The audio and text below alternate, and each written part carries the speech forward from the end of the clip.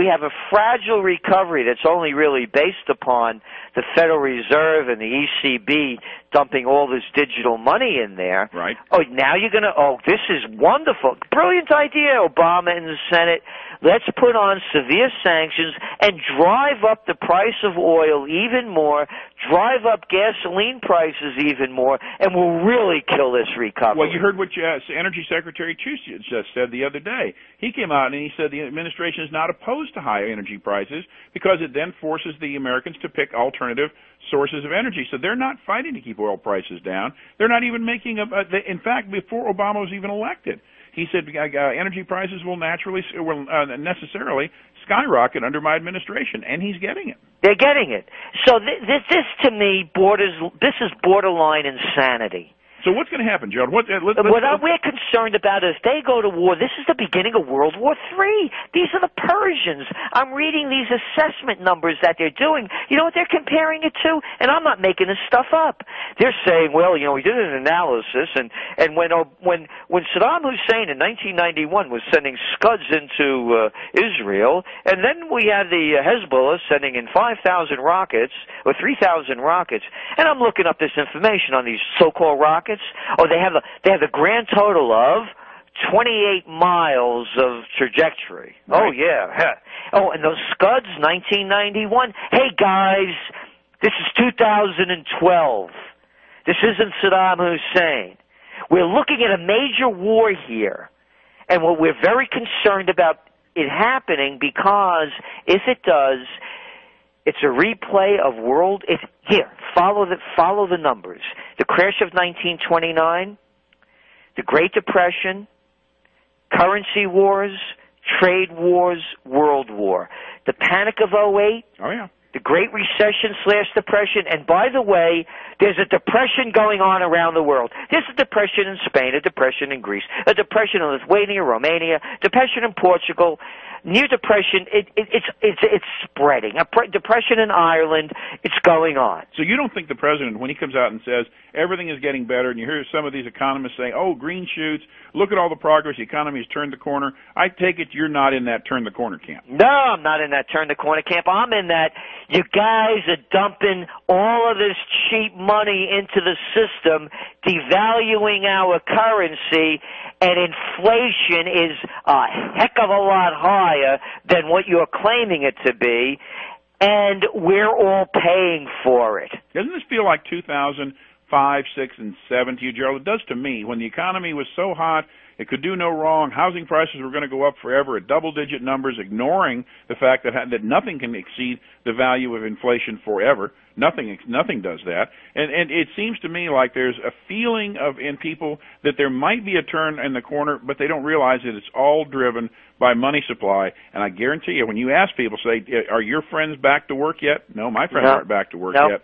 So all I know is that I don't see an improvement in the economy out there, and I don't know any of our listeners that do. By the way, we're talking with Gerald Celente. He's the founder of Trends Research Institute. You can go out and find him at trendsresearch.com. Go subscribe to the Trends Journal. We do, and it is absolutely great stuff. If you want to join us, you can do it at 877-326-3255. So, Gerald, look deep into your crystal ball. Tell me what you have the most clarity, because I can't see the exact outcome of Iran right now. What do you have the most clarity in, let's say, over the next 6 months to a year? What can you say you feel comfortable is going to happen out there? I wish I could say, because no one could predict the future because there are too many wild cards. And the wild cards are these, Dan and Danny, that they keep coming up with schemes undreamed of. So, for example, look what's going on over there in Europe. We said this thing is going to collapse. The Eurozone is going to break up. Greeks are in default. Sure. Now, what do? This Mario Draghi. Mario Draghi is the head of the European Central Bank. Right. Same cat was wasn't he the vice chairman of Goldman Sachs, the European division? Yep. Oh, yeah, that Mario Draghi, right, yeah. Well, all of a sudden now, they've dumped in about 1.2 trillion euros. You're a bank? I'll tell you what, guys, you could borrow money at 1%. Just get it out there. Buy some of these crappy bonds that we can't sell, and don't worry, we'll give you a bigger return on the money that you borrow. Just keep the Ponzi scheme going. Hey, but wait, Mario, that's against the European Central Bank Charter and the Eurozone, the European Monetary Union.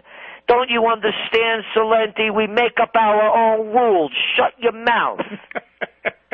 But you're dumping all of this cheap money into the system. And by the way, Mario, the reason you're doing it, because there have been bank runs all over Europe that don't make the news. Yeah, by the way, it's not, and as you're beginning to point out, and we've been pointing out too, it's not a liquidity problem in Europe now. Now it's a solvency problem. Now, and which is what it's always been. They've got to throw money at the bad debt. They're not throwing money at a system where that money is getting back out into the system. They're trying to compensate for really bad debt that is dragging down the equity. There's no equity left to leverage upon, and they are confusing liquidity and solvency. Yeah. Well, and again, you look at it. There's that fight going on between the Germans and the central bank. The Germans know what the deal is, yeah. And they don't want it to keep going on. So it's difficult for us to point a date. It's almost impossible, because I have to tell you, I would have never believed in all of my life that I would have heard the term, 4 letters that sum up the demise of America better than any 4 that I know. What's that? Too big to fail. Oh, yeah. All my life I heard you rise and fall on your own merits. This is capitalism. There were no free rides, until you had Henry Paulson, the former U.S. Treasury Secretary under George W. Bush, make this whole big lie up. Oh, by the way, wasn't he from Goldman Sachs too? Co-CEO. Yeah, and wasn't that John the Slime Corzine? Wasn't he the other co-CEO? Yeah, and hey, how about that guy up in Canada, their finance minister? He couldn't be from Goldman Sachs, could he? No, and that other guy. Who robbed America blind, Rubin, under the Clinton administration, that deregulated the entire industry, that allowed these banks to run these criminal organizations? He didn't come from Goldman Sachs, did he? It's a fraternity. Yeah, no, I got to tell you, man, the Rothschilds would be jealous if they could see what the Goldman Sachs gang pulled off. Well, I had a chance to see Robert Rubin speak here about a year ago in Dallas at a CFR meeting, and I was apparently the only constitutionalist and capitalist in that room, because everybody else was a Democrat. Everybody else was off the chart to the left. And the more Rubin talked about globalized finance, and he was so proud of what he had accomplished under the Clinton administration, Rubin single-handedly, along with Greenspan, decimated our future. Now, they didn't change the 90s. They changed the 2000s and the 2010s, because what they did, it took 10 to 15 years to come to fruition. They took long-term debt of the government and traded it for short-term debt just to save a few basis points in interest. Now we've got to roll over a third of our debt every 2 years. I know. Absolutely shameful. Yet when you go back and say, oh, it's old news, it's revisionist history, well, you got to understand how we got in this position before you can fix yourself and keep yourself from getting in the same position later on. And our team that's in office right now is making worse mistakes than Greenspan made and that Rubin made. I agree. And, you look back, by the way, stuff that hardly makes the news. This is from a January 13th Wall Street Journal. Little alarm shown at Fed at dawn of housing bust. In his second meeting as chairman of the Federal Reserve in May 2006, Ben Bernanke heard a Fed governor warn about the nation's mortgage market. But Mr. Bernanke described the cooling of the housing boom as, quote, a healthy thing. Quote, so far we are seeing, at worst, an orderly decline in the housing market. I mean, if I said something like that, I'd be thrown out of my job. And there's one after another. Why would any intelligent adult believe these people? They're wrong continually. They have a track record of being wrong, and they're wrong again. All they are doing is stealing from us.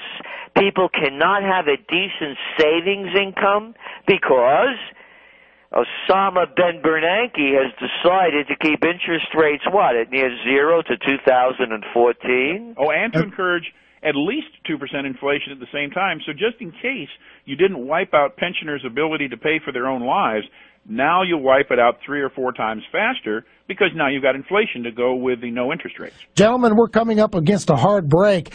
Gerald, thanks so much for being on. And folks, if you liked what you heard, you can go to trendsresearch.com and check out his research. And Gerald, if you intend to join that class action, make sure you go after the accountants, the lawyers, and the E&O insurance, the errors and omission insurance. Okay. That's going to be your best shot. Thanks so much. Good luck, Gerald. Take care, buddy. All right, take care. Well, folks, thanks so much. Thanks, Dan, for being on and doing that interview with Gerald. It was fun and full of fireworks. Folks, we will be right back on the final segment of the Wall Street Shuffle with Howard, our resident CPA. We'll be right back.